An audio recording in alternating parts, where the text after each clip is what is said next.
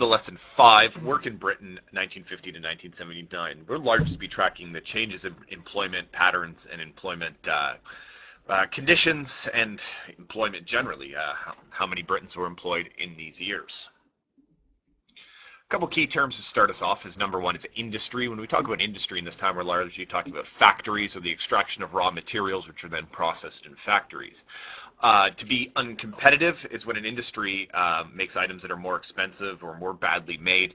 And normally, when in a sort of in a globalized market with competition coming from different countries, you have to be both cheap and quality in order to be competitive.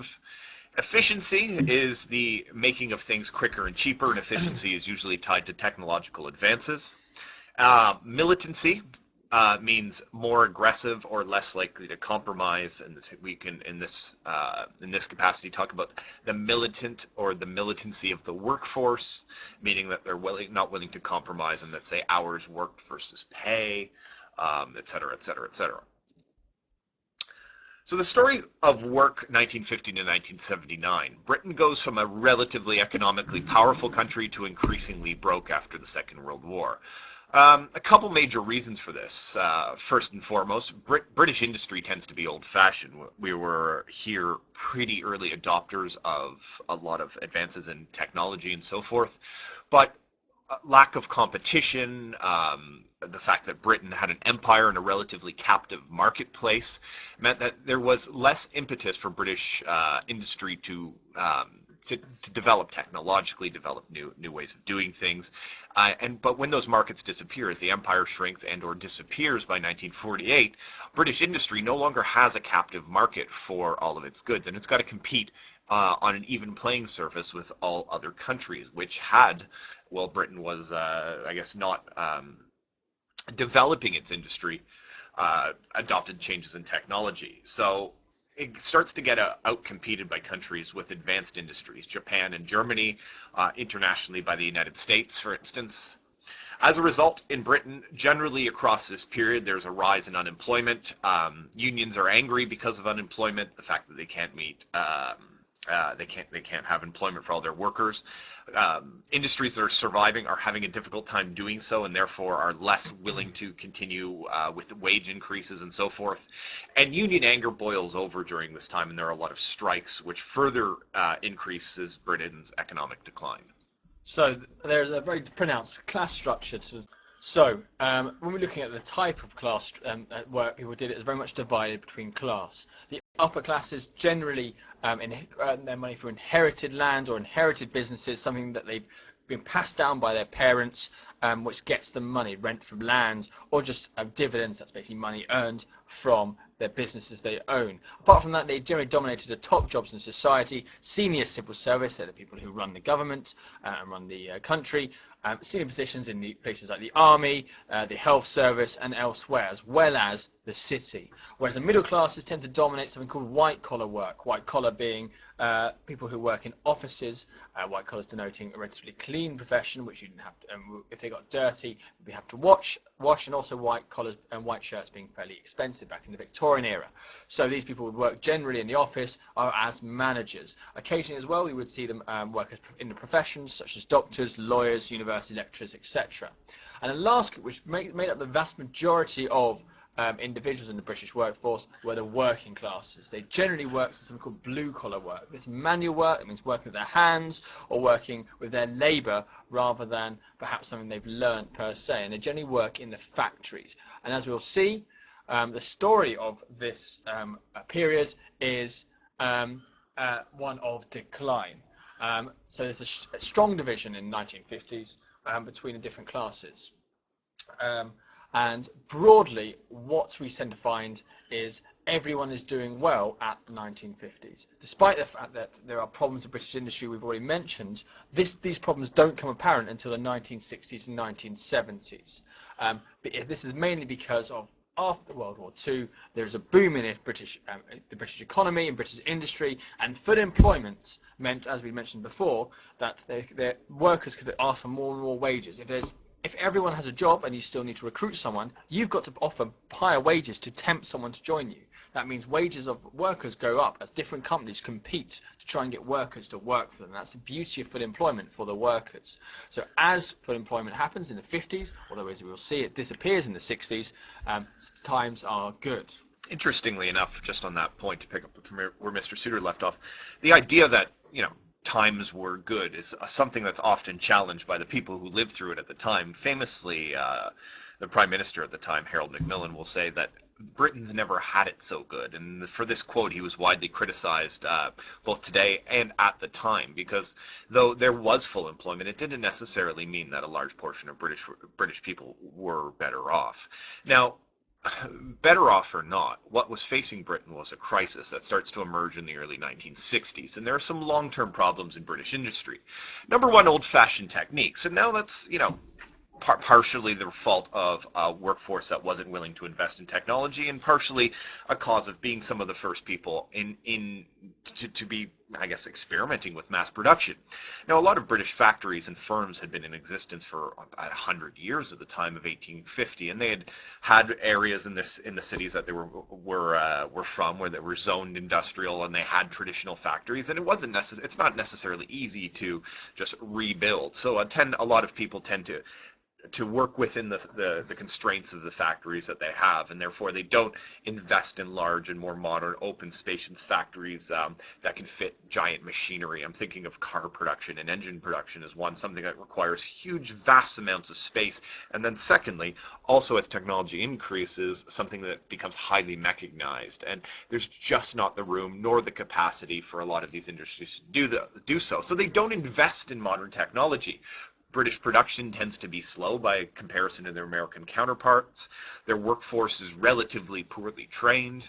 That's a function of the education issues that we talked about last class, in as much as it's a function of the fact that British industry wasn't investing in itself as it should be.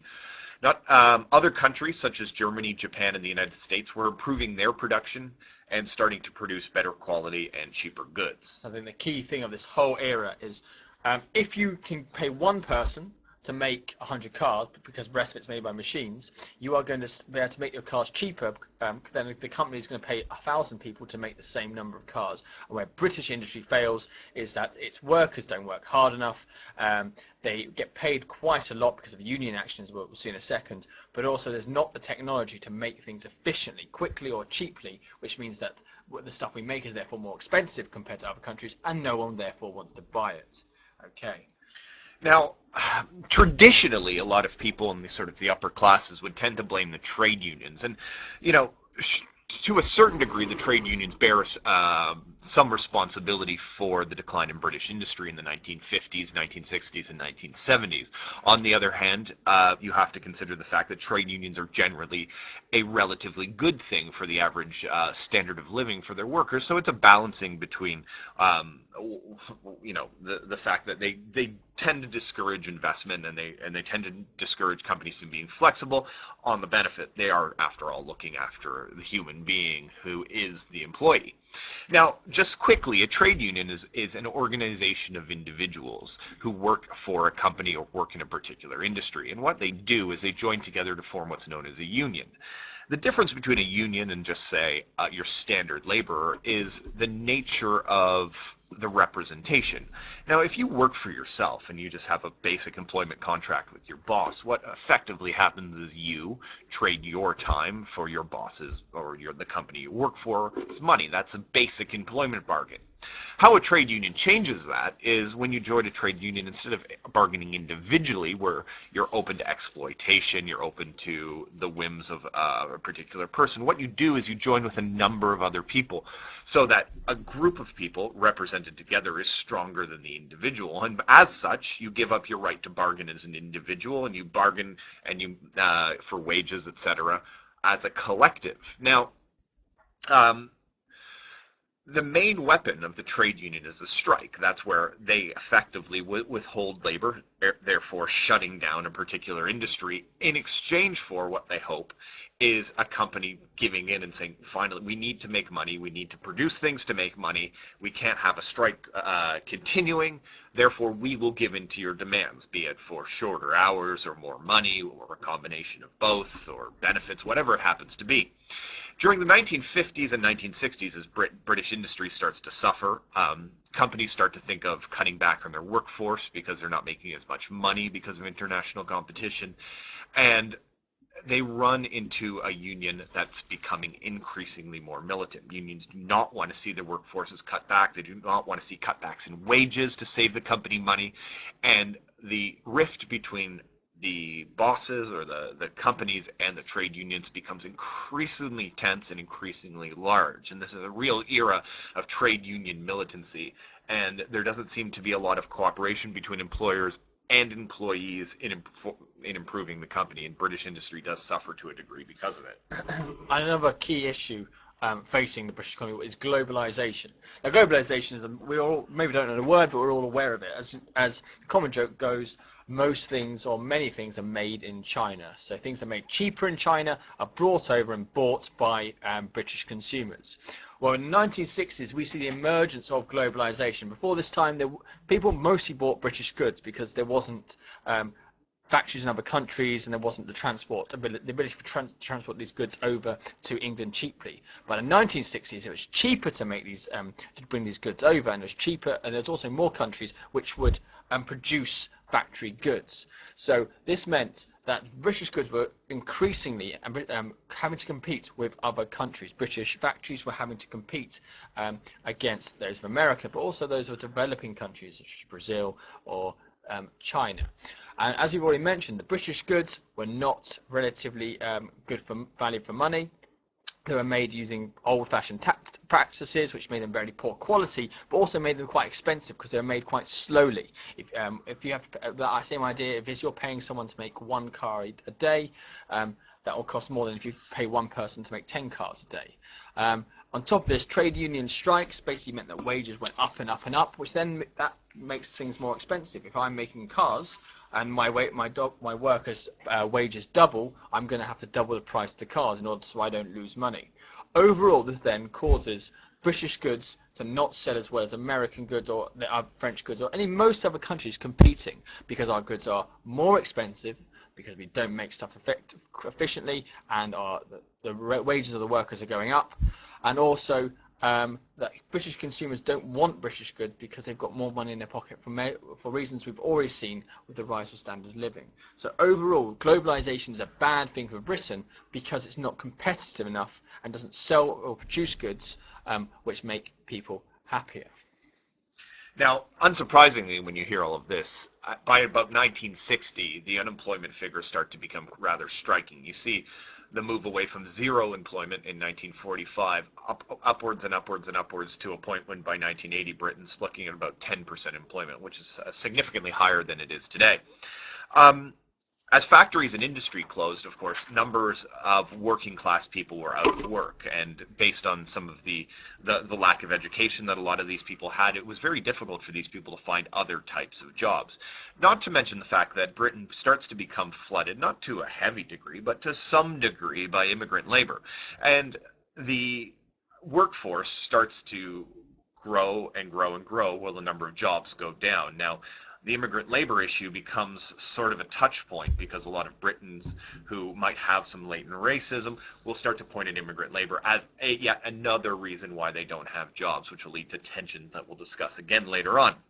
Now, the government is struggling, number one, with rising unemployment, with an immigrant crisis and a labor crisis, but not to mention the fact that they now have to pay for benefits to help these unemployed people. And all of this becomes a drain on the national budget, and things and the government books start to look worse and worse and worse as we progress through the 1960s. So if you think of England today, we are not a country which has a very big manufacturing base. But in the 1950s, we'd say over 70% of all businesses made things in factories. And today we would far below that. And we have a lot more white-collar jobs. Well, it's the 1950s, 1960s, 1970s where we go from a factory-based economy to an office white-collar-based economy. So what we see is increasing white-collar jobs being available to new graduates and newly trained individuals going out of grammar schools and going to new universities. But at the same time, a decrease in the number of jobs of the traditional working class working in manual labour, such as in the factories, because these businesses are going broke and there are no businesses replacing them. So we see a rise in jobs for middle classes. The working classes we see increasing suffering. The only area the working classes can seem to really get jobs is in the service sector. The service sector is basically the sector where people earn their money or earn their living by providing a service to others. Now, in most of the cases, it would be restaurants, bars, but also mostly shops, buying goods. And as we saw a couple of lessons ago, we've seen a rise in consumerism in the 1950s as white-collar workers and as the middle classes have more disposable income to spend on stuff. As people have more money to spend on stuff, they go to shops. Shops then now are making a little bit more money. Maybe they can invest in new stock, but more than that, they're going to have to invest in some extra workers to sell the stuff. Okay, that's where the jobs are emerging for people who don't necessarily have a professional education. And most of these were the young people who would have gone to factories for 20 years before. Now, what you see here is a period, Britain entering a period of decline. Not only a decline in actual jobs and the value of British exports, but you're talking about a decline in a way of life. The British economy was based on industry, and therefore, there was a very much of a working class culture, and that basically starts to disappear in the 1960s, and that's incredibly hard for a lot of people to take. Not to mention your declining way of life, evidenced through unemployment. Look, the figures are relatively striking. By 1950, 1.6% unemployment. By 1977, 6.2% unemployment. 1.5 million Britons unemployed. That's Britons of working age. Now, unions, of course, become more aggressive. They strike more often to protect the jobs and the pay of their members. Strikes will increase. There'll be 1.6 million days lost to strikes, up to 10 million days lost in 1977. This in turn basically again makes British goods more expensive. They're producing less, they're dealing with strikes, wages are going up if the industry survives at all. I guess the ferociousness of the strikes also goes up by the 1970s. I might be getting a little bit ahead of myself, but if you think of coal mining as a good example of something that goes into decline because of the changes in the nature of work and the changes in unemployment, but also largely demonstrating the change in the way of life. Now, coal, what used to be the traditional way industries would run. Of course, coal provides a cheap, relatively reliable source of energy. Now, as industries change in advance or disappear altogether, the demand for coal goes down. Therefore, there's a demand for less miners to dig coal out of the ground. Coal is increasingly seen as dirty. It becomes more expensive as less people are doing it and less people are using it. And other cheaper, more efficient and cleaner, let's be honest, ways of energy are being produced and used at this time, such as nuclear comes in, and then of course different types of hydroelectric electricity is favored over coal, and as a result you get a situation where there's unemployment in the coal industry and entire towns effectively die. A way of life that had gone on for hundreds of years in this country, supporting Britain throughout the Industrial Revolution up into this point, starts to basically erode. A key event of this period is something known as the oil shocks. So just before we get on to that, in the 5 years of 1970 to 1975, towards the very end of our period that we're looking at, the British economy is massively struggling, and it's called the state of emergency 5 times. State of emergency is unprecedented. The state of emergency basically means the government is given powers similar to that of which it would have in wartime. Okay, emergency measures which aren't necessarily constitutional or the British economy or British government would normally do, but because it's so close to peril and so close to problems, they're going to have to force it down the necks of the consumers and on the British public. In 1973, most countries which produced oil were very, very poor. However, they formed OPEC in 1973 in order to try and change that. They realized people need oil. People like oil, and people are now dependent on oil, and we are definitely dependent on oil today, not just for cars, but for plastics and many of the other things that we consider necessities. And what they decided is they'll get together and they'll form a cartel. And a cartel is basically everyone who makes oil sits down and says, none of us will charge any less than, say, $50, okay, for oil, a barrel. What that means is, so long as everyone keeps to it, you're going to have to buy it for $50. And if they decide that they want to make it $60, if everyone agrees to that, it's going to have to go up to $60. Now, obviously, if one country such as Saudi Arabia decided, no, I'm going to do my own thing and make it 40, then the whole thing falls down. But OPEC was very good at keeping its members together. And what basically happens is the price of oil massively skyrockets. This hits the British consumers hard because they need oil for their electricity, their fuel, but also their plastics. And therefore, that all becomes much more expensive. Additionally, at the same time, not quite related, although similar, by the end of 1973, the coal miners went on strike again. They were asking for a 21% pay rise. Okay, so far so extortionate. But this is after the year before that, in 1972, they had already got a 14% pay rise plus 7% every year. Okay, so the government tries to fight them. Instead of trying to give in to them, it says, we are going to save our coal. Most British power stations relied on coal to keep electricity going. So if you're having less coal, you need to reduce the amount of electricity you have in order to try and fight the miners and not give in to them. So the only way around this is to reduce the amount of electricity you use, so therefore you don't need as much coal. To do this, the government came up with the 3-day week.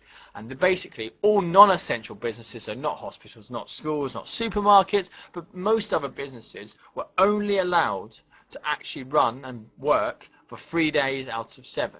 It's unprecedented for the government to say to people, no, you can't work now because we don't have any fuel, we don't have any electricity.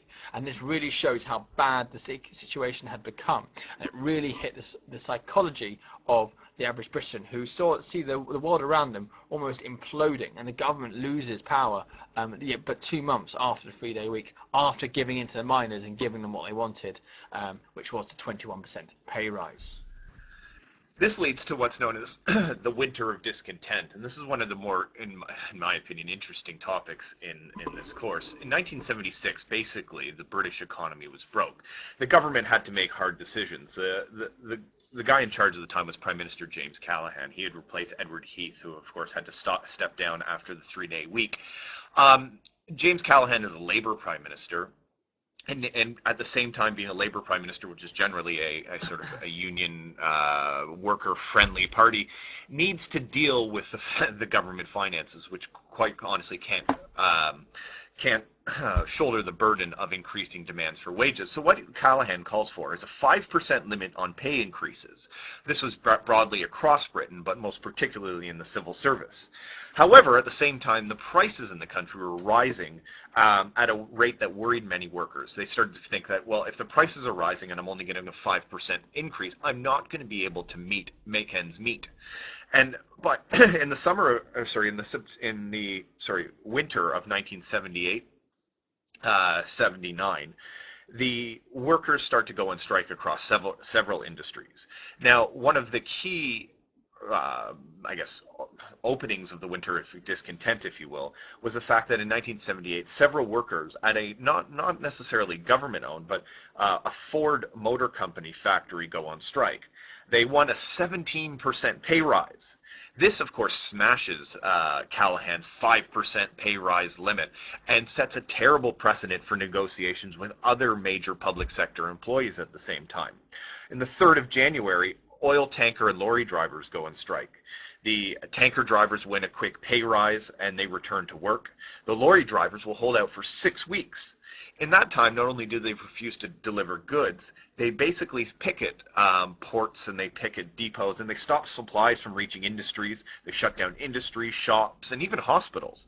People began to panic, buy food, and ration things. And you have this situation where people, it's almost apocalyptic. People are buying all the food on the shelves. Shops are running out of food. People are panicking and hoarding materials.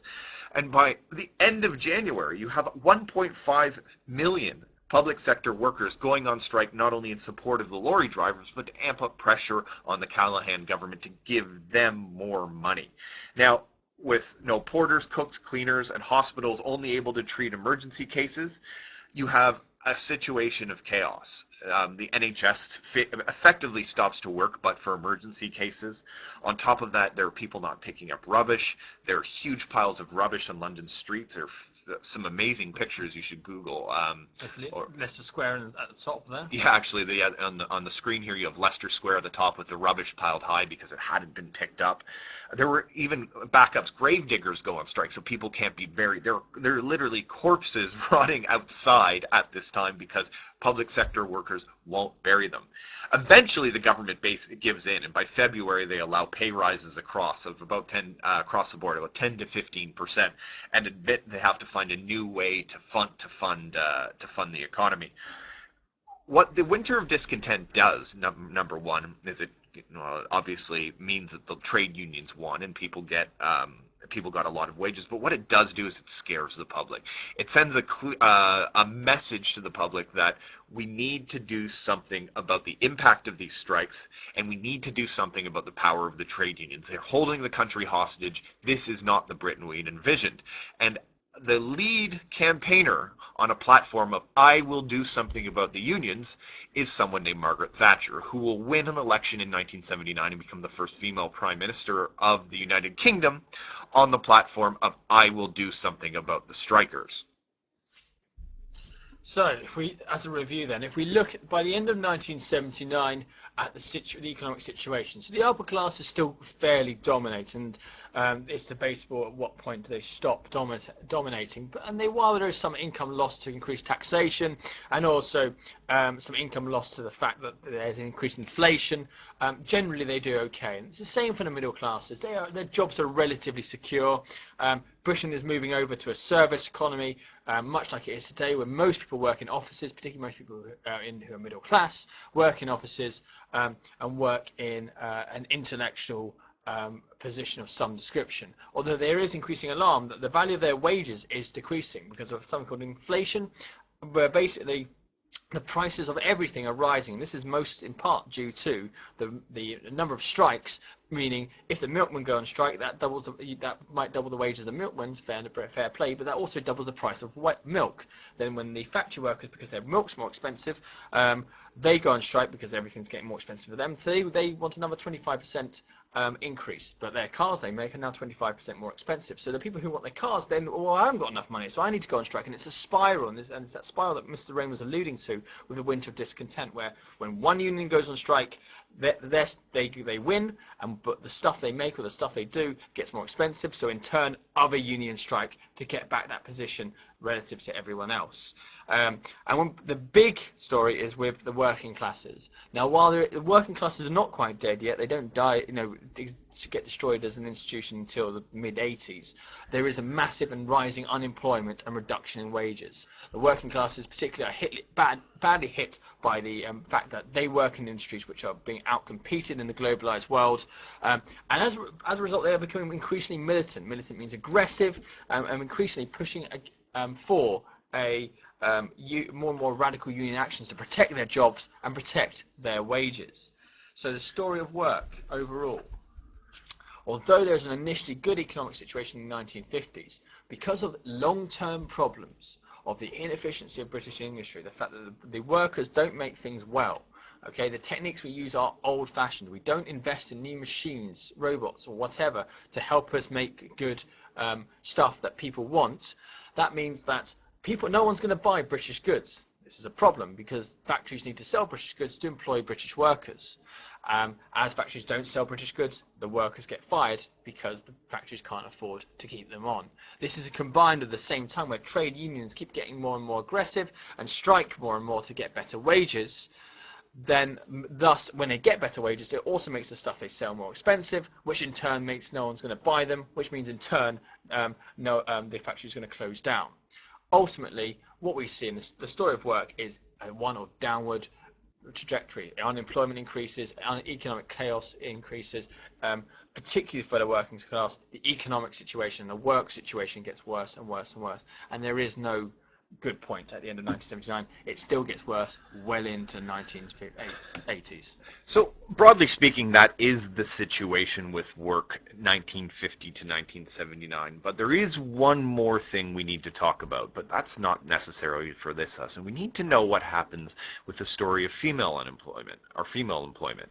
We know from our previous lessons that women were generally, at least in the 1950s, viewed as housewives. They would stay home. Those who worked would make less than men. Well, does that situation change? I think you find it will.